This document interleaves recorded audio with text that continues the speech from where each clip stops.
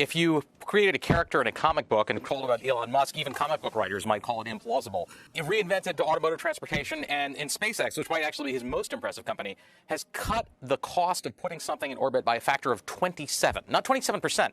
A factor of 27. That scale of achievement makes you understand why his board and why corporate governance have cut him a lot of slack over the last few years. But it might be time for that slack to end. Let's say that you believe that Elon is a business genius. And, I'm not going to argue that you're wrong, given the scale of his track record. The thing about being a genius is that it's a retrospective title.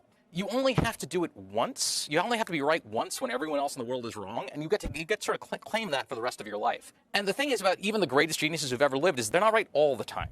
Albert Einstein is the greatest physicist of the 20th century. He's the person we sort of always cite as the ultimate example of a genius. And Albert Einstein made no real significant contributions to physics after general relativity because he just could not accept where physics was going. He was still a genius. It just means that he wasn't right anymore. In the case of Elon Musk, right, like the fact that he was right about electric cars, the fact that he was right about SpaceX doesn't mean that he's going to be right now. It might mean that in fact, the very tendencies that made him so gifted earlier make him really poorly suited to running a company of 150,000 people that's facing disruptive challenges completely unlike those he's mastered in the past.